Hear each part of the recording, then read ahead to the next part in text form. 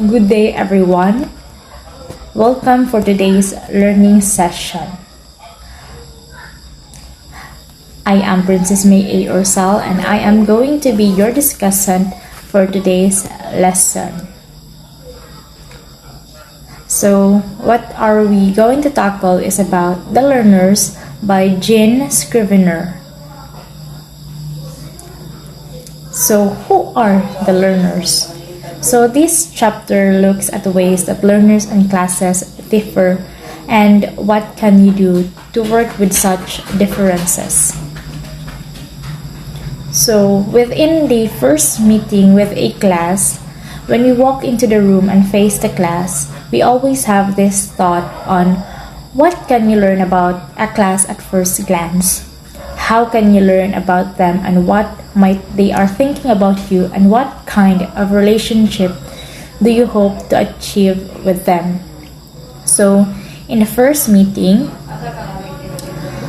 teachers discover some basic facts. So, at first glance, we discover basic facts such as the apparent age of learners, how many boys and girls or the ratio of the class, if they have books, pens, materials, how they sit and whether they are silent or talking or actively doing something. And also teachers may have some questions like, do the students know each other? Do they like each other? Or do they like me? And also, using their interpretation, they discover intangible informations. It is based on our interpretations of eye contacts, body posture, comments overheard, and etc.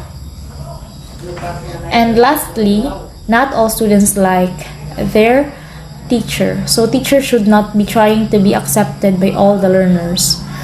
Initially, it is the most concerned perception of what the learners think of them. Bisan saan pa nimo joke diha para maganahan ang estudyante sa imuha, it will still not work. So the next is the changes in class mood. So here is the possible factor that might explain a change in class mood from one teacher to the next. So the first one is students respond to the way that their teacher respond to them. So if they find you unhelpful or not listening to them, then no amount of jolly games will put back the sparkle of listening. And another is teachers may tend to find exactly what they look for. So it is very important not to prejudice before meeting a new class. So whatever you find when you enter a class, remember that part of what you see and understand is related to what you yourself bring into the room. Teachers who go in thinking that a group of students will be keen or motivated or dull or unhappy may tend to find exactly what they look for. So the next one is the group characteristics. So groups do have characters and so as moods. I'm sure you have heard teachers saying like, oh, they are a lovely group. The group are so open, and you might also hear the negative one like they say those group are very negative and very slow. So classes share some different characters and moods, but students have their own features. So the individuals in a class may have a number of things in common with each other. Some may be friends with others. They may come from the same geographical or district or work in the same place. The one thing that everyone have in common is that they are in a language learning class. Beyond any common features, there will be significant differences between people. It's not only age or level that differs in learners. They may also have different learning styles, intelligences, sensory reference, skills, aptitudes, abilities, and etc. Also, they differ in terms of motivation. Many learners have strong external motivation, like when they study because they want to pass an exam, or internal motivation, like studying to set oneself a personal challenge. So these two will determine how seriously they take the class, and it may be reflected in how often homework is done. So the next one is the multiple intelligences. This means that people have different intelligences, but in different proportions. Howard Gardner has suggested that people could have 7 intelligences and could be more. Here are some of them: the linguistic, visual, musical, logical or mathematical, bodily or feeling, interpersonal, intrapersonal, and sensory preference. So Gardner suggests that we probably all have the 7 intelligences but different proportions. So one person might be strong in musical and bodily intelligence, while another may be stronger in language and understanding other people. Traditional educational systems may have tended to focus on some intelligences over others, especially on language and logical intelligences. And in terms of sensory preference, people respond best to hearing things, like in auditory terms, others to seeing them, visual, while others learn best when they thought and feel tangible or physical objectives. So when planning classes, you may naturally bias lesson ideas towards on your own sensory preference. So it is worth remembering to ensure that over time, there is a range to working modes appealing to visual, auditory, and kinesthetic learner. Next one is working with individual differences. It is necessary to gather useful feedback from learners and to our own intuition in order to deal with differences. It is hard to know how best to work with individuals if you know nothing at all about them. However, even to find out a little basic information for each person in our class may seem an overwhelming, unrealistic, and achievable task. It might still take the whole school year to just do that. And the more you manage to find out, the better tuned the lesson become. So, what level are my students? Many schools divide learners into classes at named language levels, often using course books labeled for those levels. A common structure is from beginners to advanced. Each of these levels may be subdivided into Intermediate 1 and Intermediate 2. Schools often plan progress on an assumption that it will take the average learner into a certain period of time to move from one level to the next.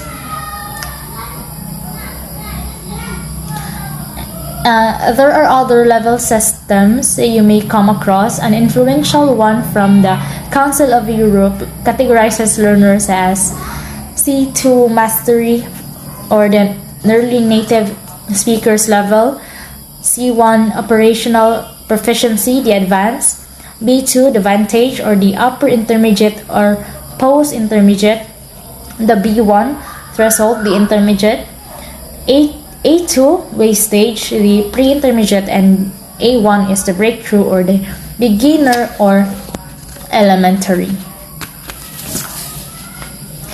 Other educational institutions may structure class levels around exams that students take. So let's proceed to mixed level classes. It is tempting to see all learners in one class at a certain named level, example, pre-intermediate. Yet teachers often came out of class complaining that the students seem to be mixed in level. They blame teachers who designed the placement test or the school policies of class creation. The most common reasons are First, grouping by age. In secondary schools, students are often grouped by age, and this seems very likely to lead to problems if some learners are significantly stronger or weaker from others. The second one is keeping groups together.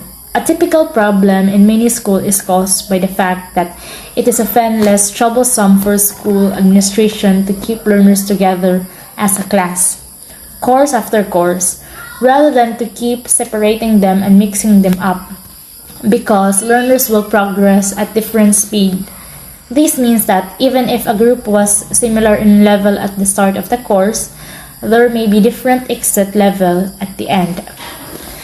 The third one is the placement testing. So placement procedures are another cause of mixed level problems. Placement by language level sounds sensible, but even this can be problematic because an overall level only gives a very general idea as to how good someone will be at, say, listening to a university lecture or how much vocabulary they can use. Placement testers sometimes give priority to friendship or professional or personal requirements rather than level when creating classes. So the last one is the insufficient level. Learners may be together in the same class because the school doesn't have sufficient levels to fine-tune the class more. Okay, so that's it. Let's proceed to the next level. What level is the class? So concerning level, how close are you looking at the photo? If you look from a kilometer away, maybe seeing a class as a group of people when we can't make out of any of individuals, then calling class pre-intermediate can make sense. It is a useful general qualification that gives a reasonable overall picture of what they might be able to do. However, as soon as we move closer, say to stand a few meters away from them, we notice that this group of people is made up of some very difficult looking individuals. If we check the overall abilities of each person, we find that some are weak pre-intermediate, some mid pre-intermediate, and some strong intermediate. And if we move even closer, some mid pre-intermediate and some strong intermediate, and if we move even closer, and stand next to these people, we might find out even more. We might discover that this person's general level masks the fact that she has a range of level over the different language systems and skills. Perhaps her knowledge of grammar is good, her vocabulary is weak, and her speaking and listening are very much poorer. So, what conclude this is that when we plan lesson, we need to remember that we are planning something that may not be appropriate for some and may be difficult and easy for others. In the act of teaching, we need to constantly notice and respond to feedback in order to adjust and redirect work moments by moments to make it as effective for each individual as possible.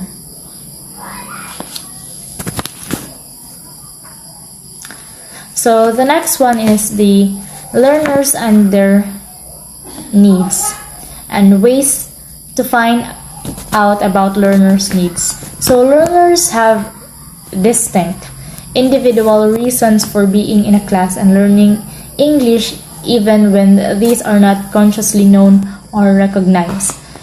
And we can teach better if we know about this. So what are some practical ways that we would find out useful data about learners' needs for learning a language? So they may use formal procedures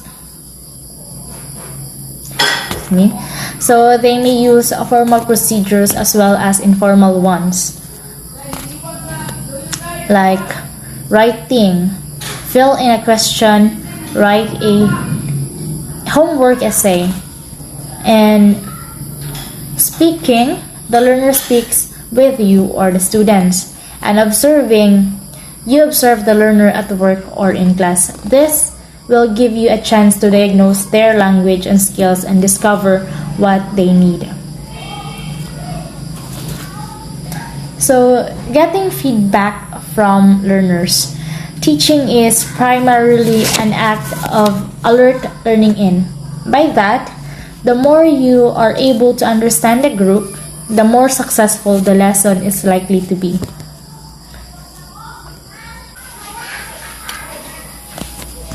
So, the classroom we create should be a living being rather than just a machine. So, communication between teachers and students is essential if you want a good learning environment, right? If there's no communication that will happen, there will be a barrier for the learning. So, here are some starting points. Think if you or the class are on track. Explore your students' preferences carefully. Vary your feedback methods. Ask small questions as well as big questions if there are difficulties. Ask factual and evaluative questions.